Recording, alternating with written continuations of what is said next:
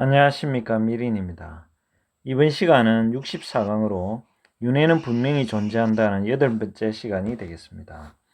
UFO, 영어로는 Unidentified Flying Object, 미확인 비행물체는 요즘에는 UAP라고도 불리는데요. UAP는 Unidentified Aerial Phenomena, 미확인 공중현상 또는 Unidentified Anomalous Phenomena, 미확인 변칙 현상이라고도 불립니다.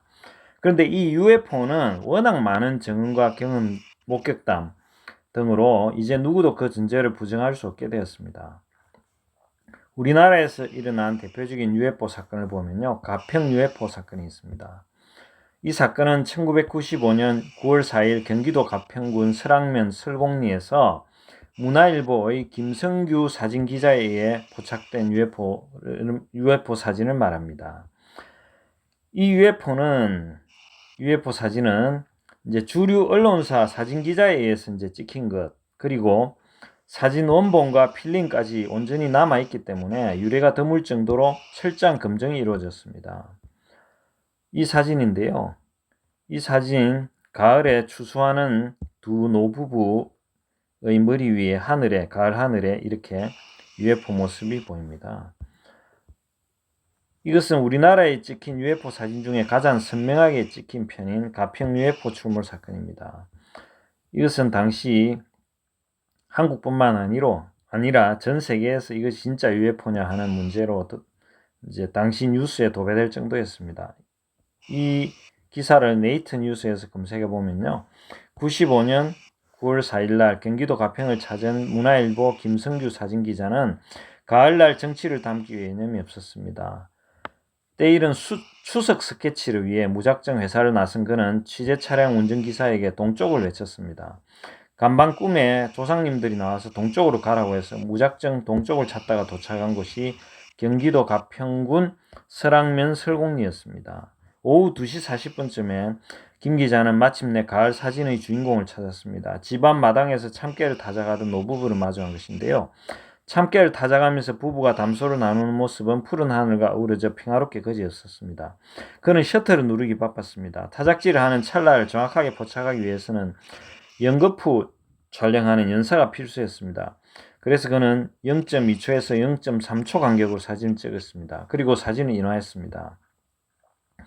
당시 이제 KBS에서 이 사진을 이제 UFO 모습을 확대한 비행물체 사진이 되겠습니다. 그래서 이제 그때 그 사진 오른쪽 귀퉁이에 이상한 물체가 포착됐습니다. 첫 번째 사진과 두 번째 사진에는 아무런 이상이 없이 푸른 파란 하늘이 찍혔는데, 두 번째 사진에서만 오른쪽 구석에 하얀 물체가 촬영되었던 것입니다. 이때 당시 이제 가평 UFO 사건을 보도한 KBS 보도 사진이 되겠습니다. 당시 이 사건은 장안의 화제가 됐습니다. 사진을 촬영한 기자는 이제 그 공군의 가평 지역의 비행 여부를 확인했지만, 혹시나 이제 이것이 훈련하는 비행 물체인지 이제 비행기인지 이렇게 물어봤지만 비행 금지 구역이다라고 해서, 그러니까 이것은 비행기가 찍힌 것은 아니라는 것이죠. 논쟁 끝에 이제 이 사진 촬영 이틀 뒤인 1995년 9월 6일 문화일보가 신문 1면에 이제 해당 사진을 내보냈습니다. 그리고 같은 날 KBS에서도 경기도 가평에서 UFO 나타라는 제목의 기사를 내보냈습니다. 이 KBS 보도에 따르면은 맹성렬 당시 한국 UFO 연구협회 부장은 사진 전문 기자가 촬영했다는데 의의가 있다고. 그리고 연속 사진에 0.3초 전에 찍은 사진이 있어서 조작 가능성이 전혀 없다면서. 그러니까 이 UFO 사진 앞에 0.3초 전에 다른 찍힌 사진이 있어서 이제 조작 가능성이 없다고 이렇게 이야기했답니다. 이제 이때 이 사진을 촬영한 김 기자는 당시 뭔가 반짝하는 느낌이 들어서 순간 어지러웠다라고 증언한 내용도 담겼습니다. 이제 KBS에서는 이 UFO의 진입 파악에 나섰습니다. KBS 스페셜 팀의 의뢰로 그때 당시는 이제 그 디지털 카메라가 아니고 이제 필름을 쓰는 그 필름으로 찍은 사진이었기 때문에 이 코닥 필름을 제작한 코닥 본사에 이제 사진의 조작 여부와 촬영된 물체의 정체에 대해서 이제 의뢰를 했는데요. 이 코닥뿐만 아니라 국내 UFO 연구단체 및 학술단체, 심지어 프랑스 국립우주연구센터 CNES라고 하는데요. 프랑스 툴루즈시에 있습니다. 구체적으로는 이 기관의 산하기관인 CEPRA까지 사진 검증에 나섰습니다.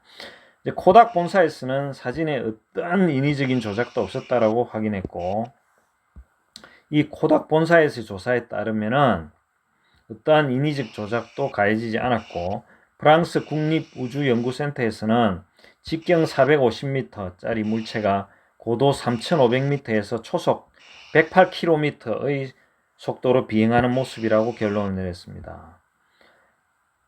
초속 108km면요. 음속이 초속 340m입니다.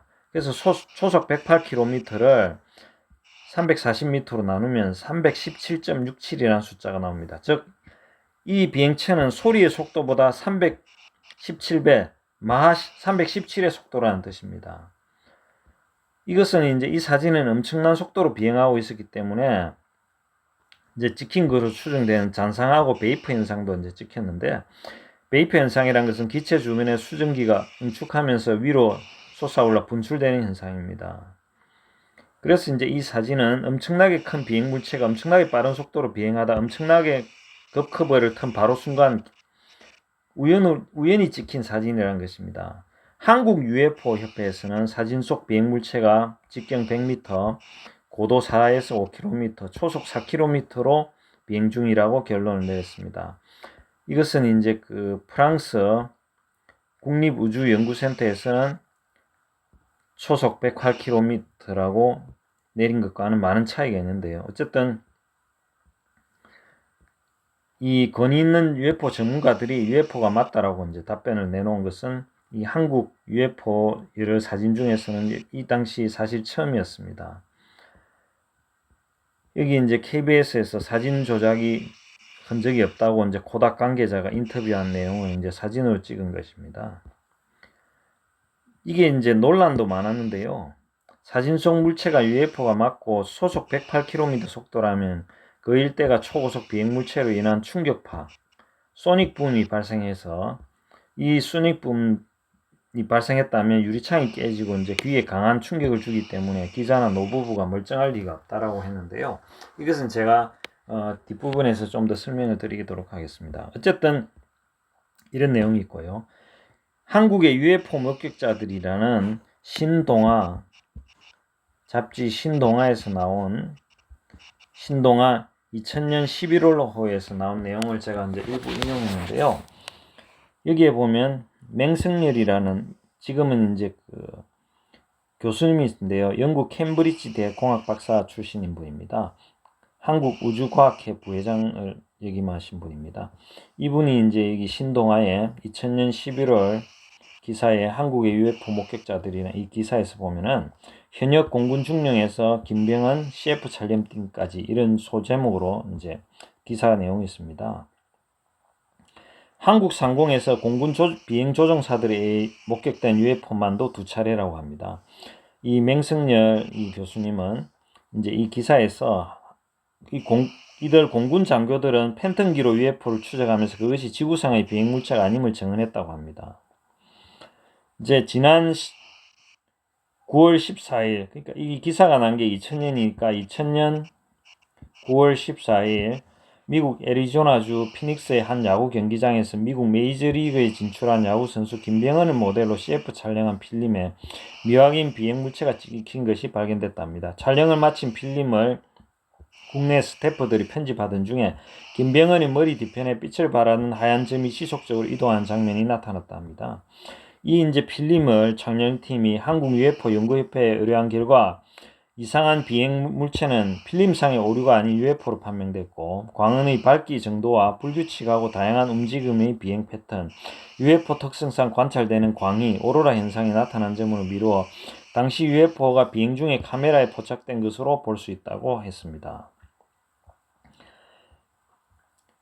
이런 이제 그 UFO가 촬영되는 사건은 지금으로부터 5년 전인 95년 9월 4일에도 발생했다. 이것은 경기도 가평의 한 시골집 앞마당에서 추석 풍경을 사진으로 담던 문화일보 김성규 기자의 카메라에 UFO가 촬영되었던 것이다.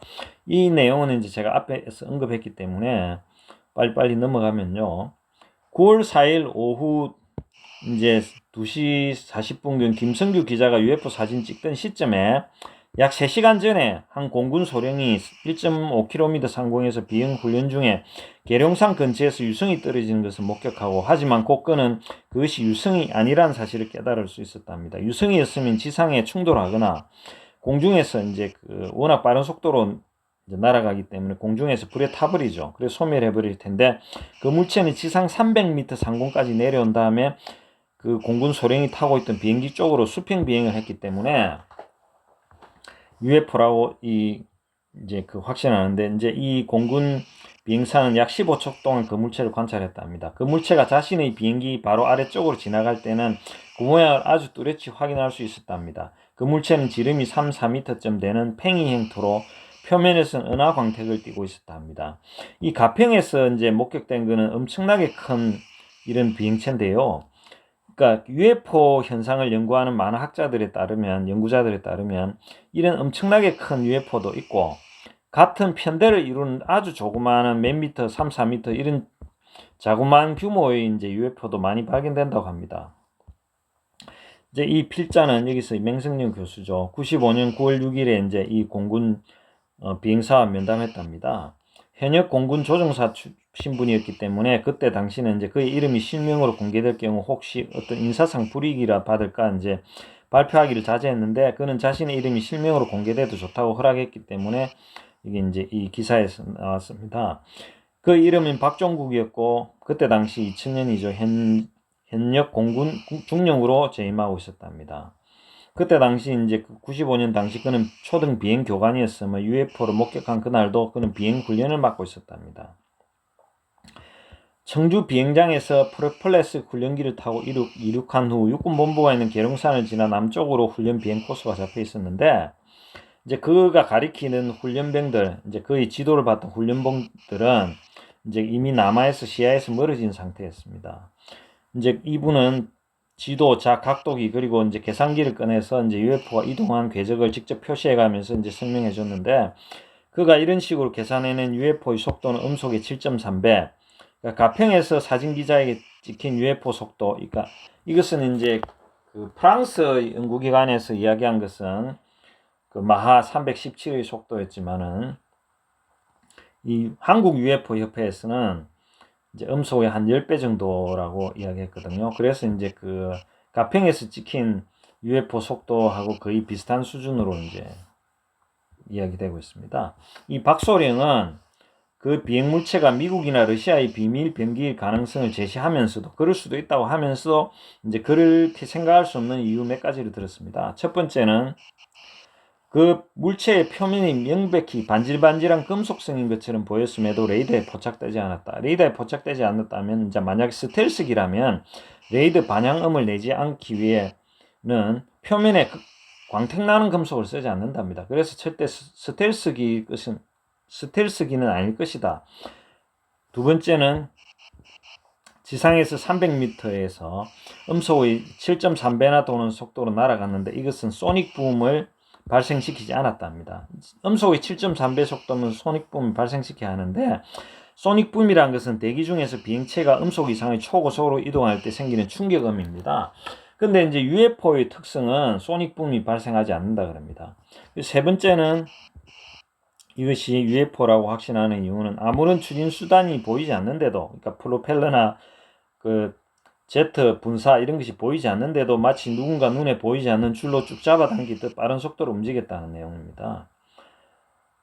그 외에도 4명의 공군 조종사가 목격담이 이제 이 기사에 나와 있는데요. 1979년 3월 이제 한미 팀스프리트 연합 훈련이 있던 이때 이제 현역 공군이 UFO를 목격한 내용이 이제 이야기하고 있는데요.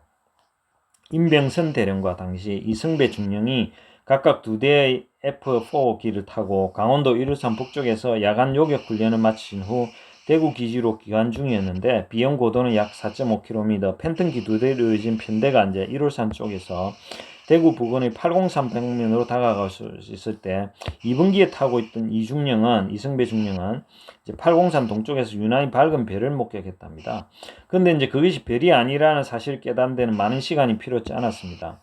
편대의 진행 방향에 있던 그 물체는 시간이 지남에 따라 점점 커졌기 때문에 별이 아니란 거죠.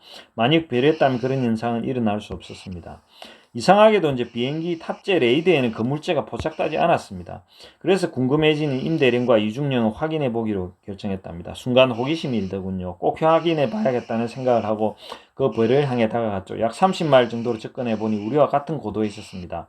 15마일 정도 접근했을 때쯤 그 물체는 순간적으로 영일만 쪽으로 이동하더니, 그러니까 포항 영일만 다시 공중에 정지해버리는 것이 아니겠습니까? 엄청나게 빠른 속도로 휙 하고 이동하는 것이었습니다. 이제 이런 내용들이 이제 나오는데요. 이 이중령이 이제 진술한 자술서에서는 이 이제 그 팬텀기 편대에서 위에서 아래쪽으로 내려다보면 2차례 선회 비행하면서 그 UFO를 관찰했는데 보잉 747 정도 크기의 타원 모양을 하고 있었답니다.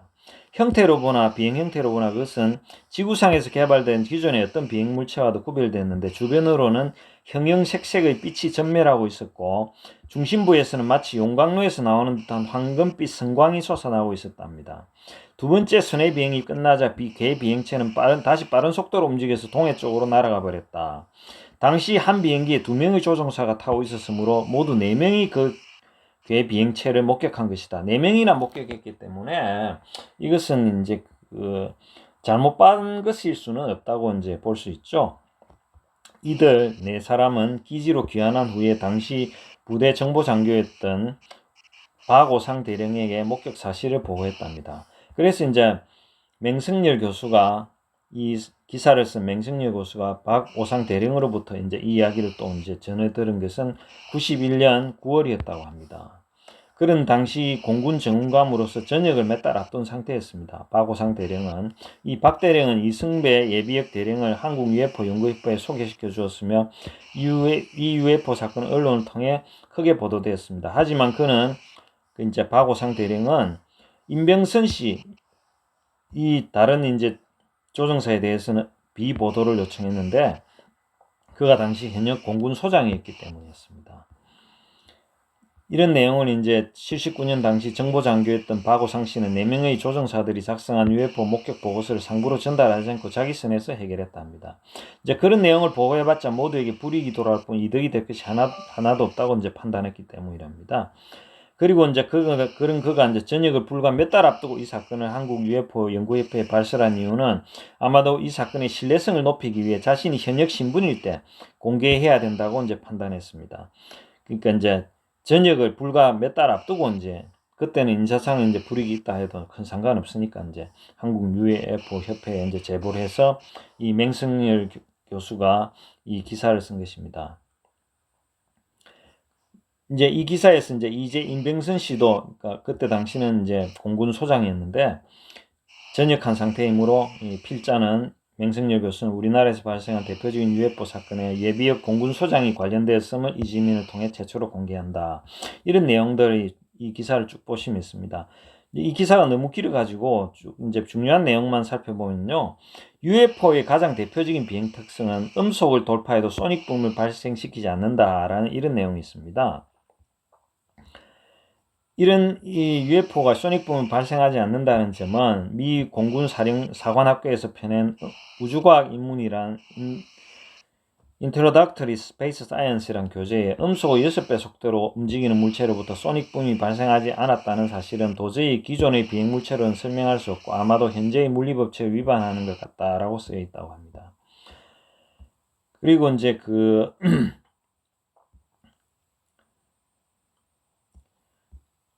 1969년에 미국 과학진보협회 UFO 심포지움에서 이제 애리조나 주립대학교의 대기과학과 교수였던 제인 맥도널드 박사는 이 사건에 대해서 이제 설명하고 있는데요. 소닉붐에 대해서 아무런 보고가 없었다. 그런데 매우 신뢰할 만한 여러 보고서들에서 음속을 넘어 비행하는 UFO가 소닉붐을 내지 않았다고 말하기 때문에 이와 같은 현상은 UFO 문제와 관련되어 현재로서는 설명할 수 없는 많은 현상 등 중 하나로 생각해야 할 것이다.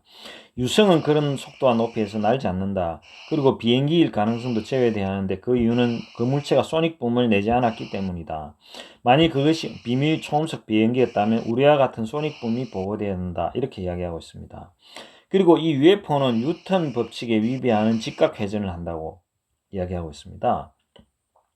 보고된 UFO의 운행 특성 중에서 물리법칙을 위반하는 듯한 또 다른 경우는 직각회전, right angle turn입니다. UFO가 고속으로 비행하다 회전 반경 없이 순간적으로 방향을 전환하는 경우다. 이것은요, 이렇게 어떤 비행물체가 이렇게 날아가다가 이렇게 직각으로 UFO는 직각으로 이렇게 방향을 바꾼다는 내용입니다. 지구상의 일반적인 비행기 같은 것은 이렇게 날아가다가 방향을 바꿀 때는 이렇게 회전 반경을 원형으로 원형이나 타원형으로 이렇게 해야 이렇게 이제 방향을 바꿀 수 있지, 이렇게 날아가다가 직각으로 이렇게 방향을 바꿀 수는 없는 것입니다. 지구상의 어떤 물체라면.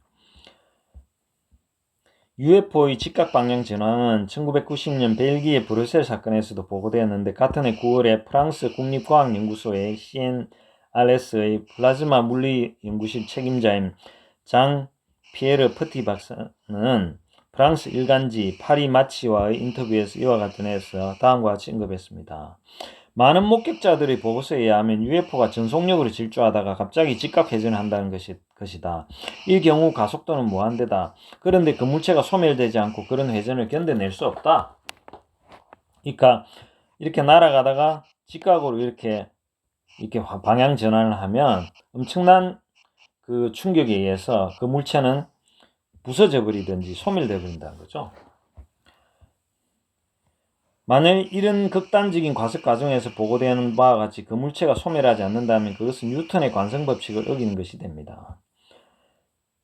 그리고 이제 UFO의 또 다른 비물리적인 것처럼 보이는 비행 특성은 그것이 아무런 가시적인 추진 수단 없이 급가속과 급감속을 한다는 점입니다. 프로펠러도 제트 분사도 하지 않고 대기 중에서 자유자재로 움직이는 것입니다. 이것 역시 뉴턴의 작용 반작용 법칙에 어긋나는 행동인 것입니다. 이제 중요한 내용들만 쭉 살펴보면요.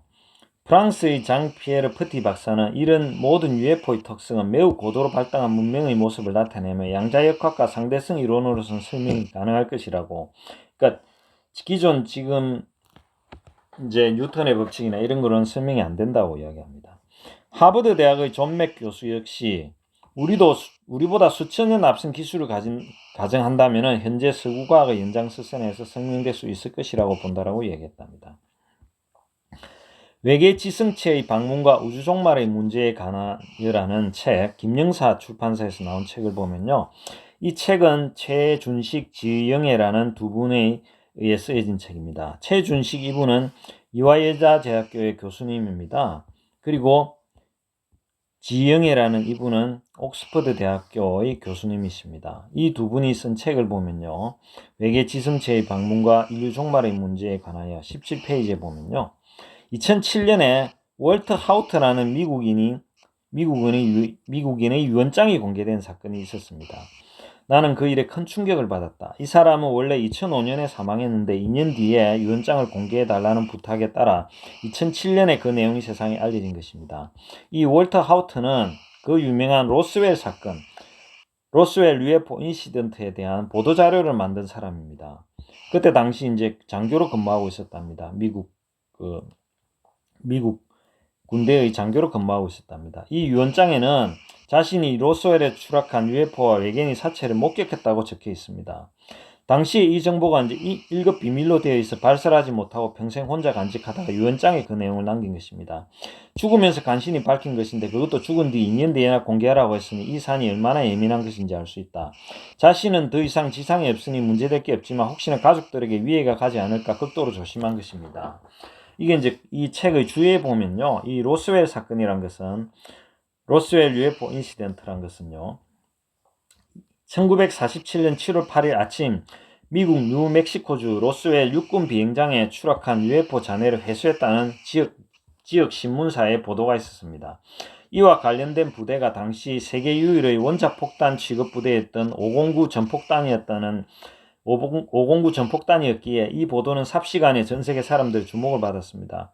군 당국에서는 사태의 심각성을 깨닫고 대대적인 기자회견을 통해 그것이 지역 신문사에서 UFO가 이제 발견됐다, 잔해를 회수했다, 외계인의 사체가 발견됐다, 이런 이제 UFO의 잔해가 회수되었다라는 이 보도에 대해서 이제 군 당국에서는 그것이 오보다고 밝혔지만은 당시 이제 추락한 UFO가 있었고 외계인 둘의 시신도 수습되었다는 여러 증언들이 이제 여러 관계자들을 통해 지속적으로 나왔습니다.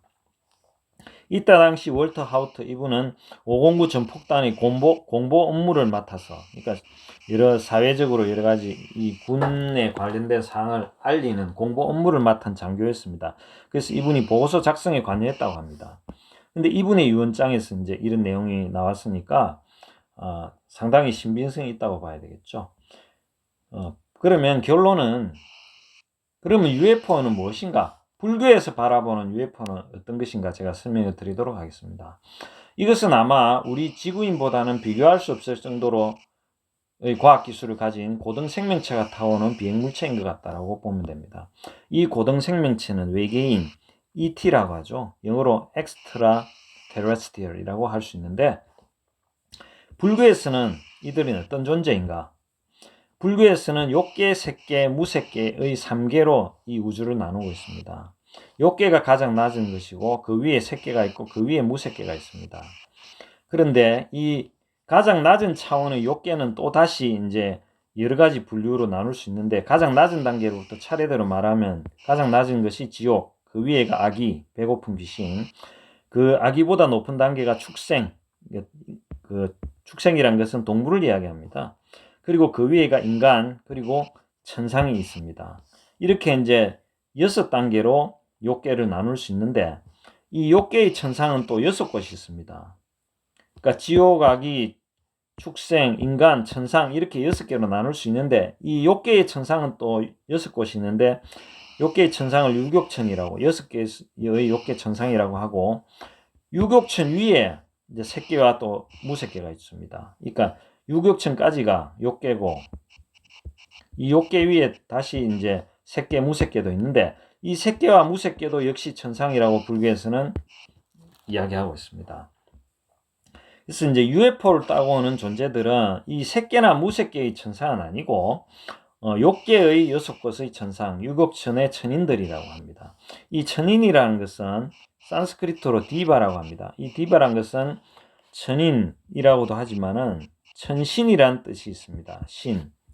그래서 고대인들이 이 UFO를 목격하고, 이 UFO에 타고 있는 외계인들을 목격하고, 이들은 인간이 아니라 신이라고 생각했습니다. 엄청난 과학기술을 지니고 있기 때문에 그렇죠. 근데 이들은 이제 엄청난 과학기술을 가지고 지구인들과는 비교할 수 없는 행복을 누리고, 수명도 인간에 비해서는 엄청나게 길지만은, 심지어 몇만 년도 살 수 있지만 그들도 결국 병들어 죽는 존재들입니다. 그들도 복락이 닿으면 죽어서 더 낮은 수준이 인간, 축생, 아수라, 지옥으로 떨어져 고통을 겪습니다. 그래서 이제 수행을 통해서 해탈을 이루지 못한 중생의 모든 생명체는 지옥, 아기, 축생, 인간, 천상으로 끊임없이 이렇게 돌고 돌면서 윤회하는 고통을 겪고 있습니다. 그래서 부처님께서는 우리가 수행을 통해서 이 불교를, 부처님 가르침을 믿고 수행해서 윤회에서 벗어나야 된다라고 이야기하고 있는 것입니다. 제가 이 UFO에 대한 관련 여러 가지 자료들을 유튜브 설명란에, 더보기란에 링크를 걸어 두었기 때문에 이 동영상이라든지 이런 기사들을 관심 있는 분들은 한번 보시기 바랍니다. 이번 시간 강의는 여기까지 하도록 하겠습니다. 들어주셔서 감사합니다. 승부하십시오.